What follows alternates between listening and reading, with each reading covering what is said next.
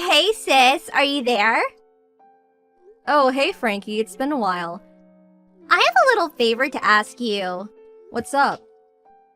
I'm gonna be going home this evening. Would you mind driving over to my mom and dad's place to help me unpack? You're going home? Help you unpack? Me and my husband got a divorce, so I'll be coming home to stay with my mom and dad. You did what? Where'd this come from all of a sudden? I had to read that twice. I almost just spat my coffee out. Frankie, what the hell happened? Are you okay?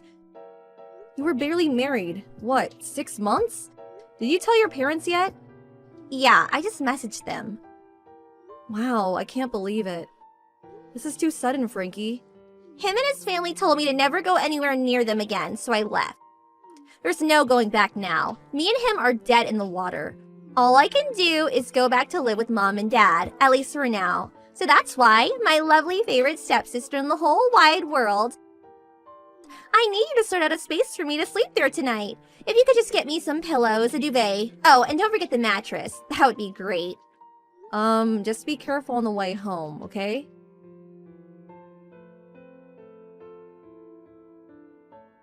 Madeline, is now a good time? What is it? I have a date with my boyfriend today. What? You have a new boyfriend already? Hold your horses, sis. I'm not finished yet.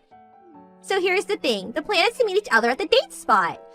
So I need you to take me out to the shopping mall in A-Town in your car. You want me to drive you there? Isn't that mall at least an hour away from here? It'd take me 2 hours there and back. I'm super busy today, so I'm really sorry, but that's not going to be possible. LOL.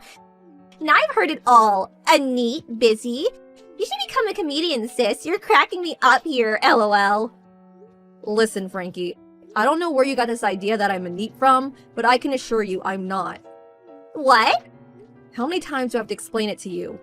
I've been working from home ever since my company introduced a remote working system. Who are you trying to fool? Like, I'm gonna believe that. Don't you work in the production line at a factory? Are you seriously pretending you work from home doing a job that's only possible by going out to work in person? Not gonna lie, sis, I'm kinda embarrassed for you right now. You should have picked a better lie. I can see right through you. Listen, Frankie. It's true. The company I work at does have an image of being nothing but factories and production lines in the eyes of the world. So you can be forgiven for thinking that. But I don't work in a production department. The work my department does is done on computers from start to finish, so it's entirely possible to do from home. Fine, I get it. Computers, yada yada, remote work, yada yada. That actually sounds like the kind of thing my boyfriend does. He works in an IT company though, and you don't. You don't have to work in an IT company to do remote work. It's becoming really common these days across basically every industry.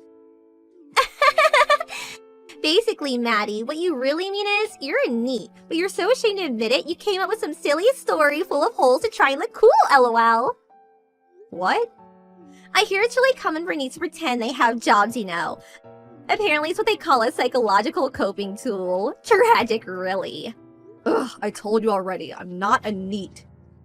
Anyway, can we stop wasting time on idle chit-chat now? It's boring. Hurry up and pick me in your car. Not happening. Why? Because I have work today. Huh? You're a neat but you have work? That's a contradiction in terms, you silly Billy. Ugh, quit messing around, will you? I have to go soon. Employees on a remote work schedule still have to show their face at the office a set amount of times each month. My break's gonna be over soon and I've already wasted enough of it on this conversation. Catch you later. No, wait! I'll be late to my date if I get to the train now. Madeline! Buzz, buzz. You're so horrible! Why are you doing this to me?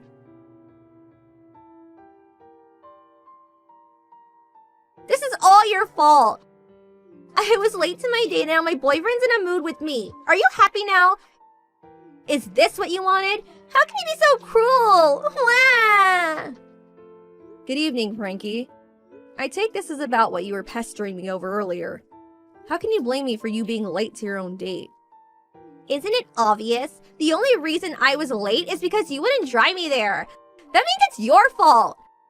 My boyfriend is really strict when it comes to punctuality. I got there an hour later and he was in a rotten mood the whole time. He wouldn't laugh at my jokes and had the grumpiest look on his face. If I'm late again, he'll probably dump me. If you were that desperate for me to take you, you could have at least asked me the day before. Why do you need to know that far in advance? You're a NEET. It's not like you ever do anything. Take today, for example. You probably just couldn't be bothered to go out in the car because you want to slob it out playing a video game and eating potato chips in your cave. So you came up with some far-fetched lie about having to go into the office despite supposedly doing a remote work job. I can see right through you. No, I'm employed with a company, so I'm obviously going to have to show my face of that company from time to time. You're in the house 24/7. You're practically a part of the furniture. Since when do you ever go out to work? I explained to you very clearly that I don't work remotely 100% of the time, and that I do in fact have to clock in at the office a few times a month. How can you work on a factory production line at home? For Christ's sake, Frankie, I told you, we're all pencil pushers in my department. We work at desks, on computers. I've had it with you. Just you wait. I'm gonna do some digging and find undeniable proof you're in NEET. How can you live with yourself? You live a life of luxury goofing off around the house on my brother's dime while he's out slaving away doing an actual job. I'll get him to divorce you.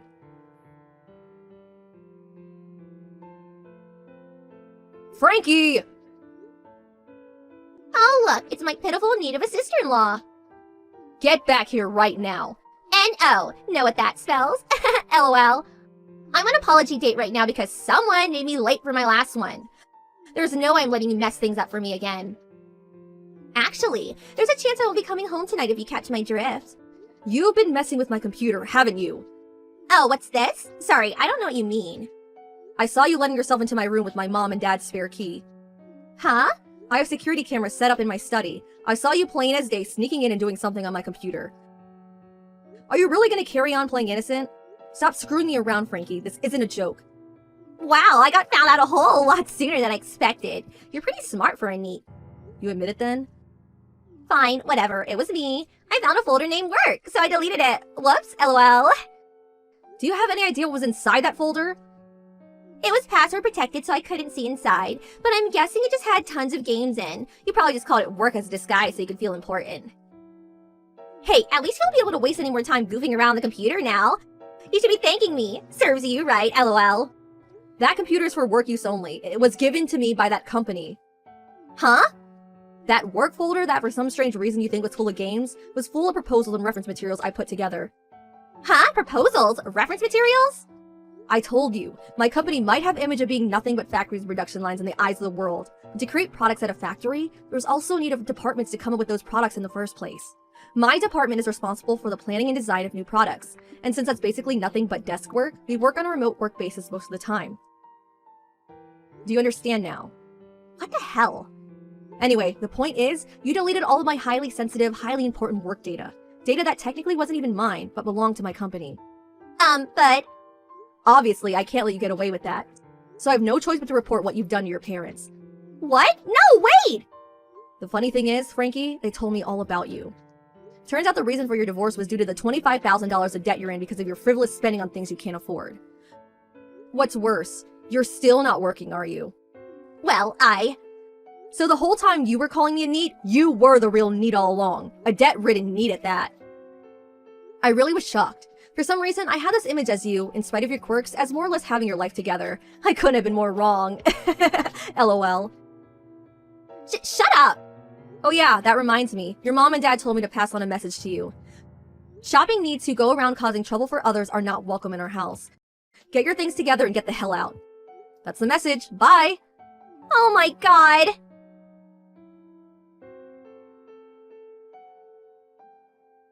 And that's the story of how Frankie got booted out by her mom and dad and began her life of exorbitant debt repayments without a soul in the world to help her. To add insult to injury, I heard her boyfriend dumped her too. She showed him the chat logs of mine in our conversations because she thought he'd find them funny, but he was actually disgusted with her behavior and got mad. Apparently, she showed back up at home resembling a distressed panda, screaming "Why?" over and over again with floods of mascara streaming down her cheeks. Oh yeah, as for the work folder she deleted on my computer, turns out it was actually fine. Frankie isn't the most tech-savvy person in the world, and unbeknownst to her, all she actually meant when she gloated "serves you right" was that she sent it to the recycle bin, from which I was of course able to safely retrieve it. Naturally, I don't intend on telling her that. I feel like she's more likely to reflect on what she's done if she believes she caused me great inconvenience. I'm praying that she uses this whole affair as an opportunity to become a better person. Hi, Stewart. How are you doing today? Hi, Martha. I'm doing okay, just a bit tired from work. Are you sure? You've been looking unwell for a while now. Yeah, I'm sure. Just been under a lot of stress lately. If you're not feeling well, you can tell me. I'm here to support you. It's nothing, really. I'll be fine. Stewart, I can tell when something is bothering you. Please talk to me. Okay, fine. I've been having some chest pains and jaw pains. I've also been feeling nauseous. Did that help? Oh no! Why haven't you told me about this sooner? That sounds darn serious given your heart condition already. We should get you to a doctor right now. I don't know, Martha. I'm afraid of what they might find. On another note, I don't think it's anything serious. Stewart, your health is more important than anything. Please, let me make you an appointment. I don't think I'm ready to go to the doctor yet. Martha, I'll be fine. I just need some rest. Stewart, please don't avoid this. Your health is so important, and if you're not well, we need to find out why. I know, but I just can't deal with it right now. Can we please just drop it for now? Fine, but please know that I am here for you and I want you to be healthy. I know, Martha. Thank you. Dr. Johnson, I hope you're well. I'm Martha, Stewart's wife, and I am really worried about him. I'm here to talk to you about my husband's health. Hi, Martha. What's been going on with Stewart? He's been having chest pains, jaw pains, and nausea for a while. I'm really worried. It's been going on for a few weeks now. I see, Martha. I remember Stewart has a history of a heart disease. These symptoms could be a sign that his condition is getting worse. Have you noticed any changes in his medication regimen? Or, as he mentioned, taking any performance-enhancing pills? No, he's still on the same medication that you prescribe. Alright, I'll have to check on that and also look into any other medications he might be taking. Sometimes these symptoms can be caused by interaction between different drugs, and such drugs might prove fatal. I had no idea. I'll make sure to ask him about it. That would be great, Martha. In the meantime, I want you to schedule an appointment for Stewart to come in and see me as soon as possible. But also, I will ask you to keep an eye on him and find out if he has been taking any medication that he might not be telling us. It could be crucial for his treatment. Of course. Thank you, Dr. Johnson. I'll make sure he comes in and I will be sure to keep an eye out for any other medication. I understand your concern and we will do our best to help Stewart with his condition. Keep me updated on his symptoms and any new information you find out. Milana. Sister, can you believe it? That little homewrecker Cynthia is killing my husband. Wow, slow down, Martha. What are you talking about? That is a serious accusation, Martha. Are you sure she's doing that? Stewart's been feeling really weak and breathless lately. He's been acting strange lately, complaining about chest pains and feeling sick all the time. But when I ask him to see a doctor, he always makes excuses about work. And I just know it's because of her. She's probably been giving him some kind of performance-enhancing drugs or something. Oh, Martha, I'm so sorry. I know you've known about her for a while now, but it's still hard to hear. It's not just hard. It's infuriating. That woman has no right to be messing with my husband's health like this. I've been patient with him all these months because I love him, but I can't stand by and watch him destroy himself. I'm going to talk to him and find out what's going on, even if it's hurt. I have a plan and I will confront him with full effects this time. I understand how you feel, Martha. Just be careful and remember that Stewart is still your husband and you love him. I do love him, but that doesn't mean I'm going to let her get away with this. I won't stand idly by and watch him suffer because of her. I know, love, but do not let your anger get the better of you on this. You have to trust that he will make the right choices for his health. Make sure he knows how much you care about him and how much you want him to be well. Thank you for your advice, sister. I will make sure I do that. Hey, Stewart. I hope you're doing well right now. I just wanted to let you know that I made an appointment for you to see the doctor next week. What the hell, Martha? I told you I'm fine and you go and make an appointment without my permission? I'm sorry. I just wanted to make sure you're okay. You've been complaining about chest pains and feeling sick lately, and I'm worried about you. I don't need you to make decisions for me. I can take care of myself. I know you can, but I just want to make sure you're okay. I'm going to be out of town for a week visiting my sister, and I want to make sure you're taken care of while I'm gone. Fine, I'll go to the damn appointment, but don't think this is going to be a regular thing. I don't need you mothering me. I'm sorry. I just love you and want to make sure you're okay. Caught us red-handed, huh, Marta? You really outdid yourself this time, telling him that you were at your sister's for a week and then sneaking around and catching us in the act. I'm impressed. But how did it feel when you saw me kissing your husband? I'm assuming it was pretty embarrassing for you. Embarrassing? No. It was actually quite satisfying to see the truth of your actions laid bare. You may have fooled Stuart, but you certainly haven't fooled me. Please, you're just jealous because Stuart chooses me over you. He's always been drawn to a younger and more exciting woman like myself. Younger and more exciting? Is that what you call slipping him dangerous drugs to enhance his performance? That's not love. That's manipulation and deceit. You have no proof of that. You're just making accusations. Stuart is mine now and there's nothing you can do about it. Proof? I have the bottle of pills you've been giving him, and I've already taken them to Dr. Johnson's for analysis. He's confirmed they're highly dangerous and could have killed Stuart. You're lucky I got to him before it was too late.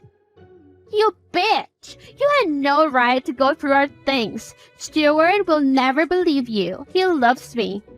Love? You don't know the meaning of the word. You're just a home wrecker, and now you're a probable murderer too. I'll make sure the whole world knows what kind of person you truly are. You're delusional if you think you're going to win this. We'll see about that, won't we? But in the meantime, thanks for the entertainment. It's not often I get to have such a thrilling cat and mouse game. I am so sorry, Martha. I can't go on like this anymore with the guilt. I never meant to hurt you. Please forgive me. I know, Stuart.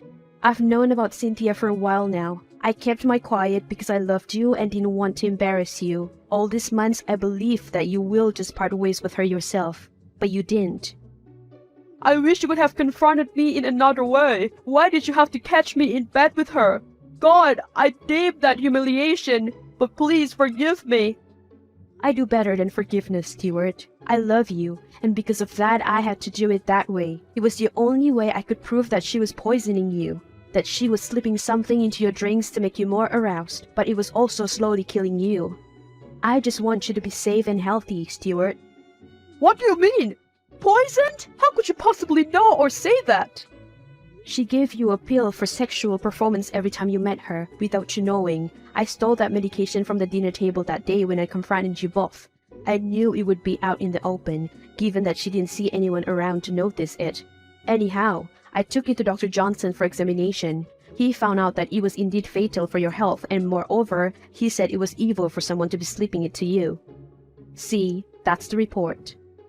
So that was the reason for my chest pains and shortage of breath. My God, I can't believe it. I'm so sorry, Martha. I had no idea. Thank you for saving my life while what I only did was break your heart.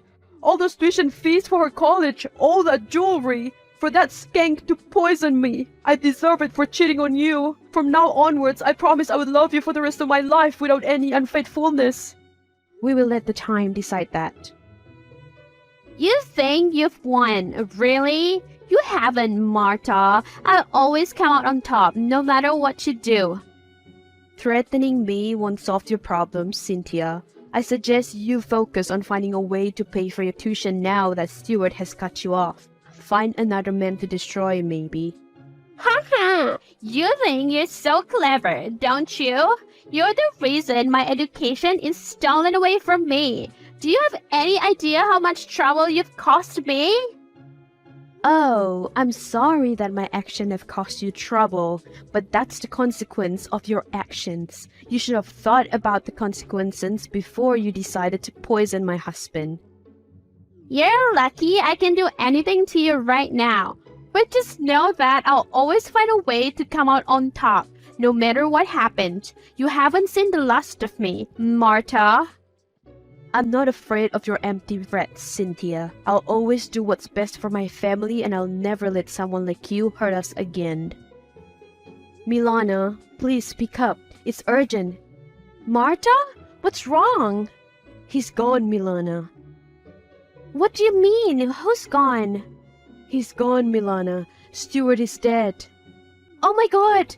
Martha! What happened? A heart attack. It happened so suddenly. I can't believe he's gone. I'm so sorry, Martha. I'm on my way over.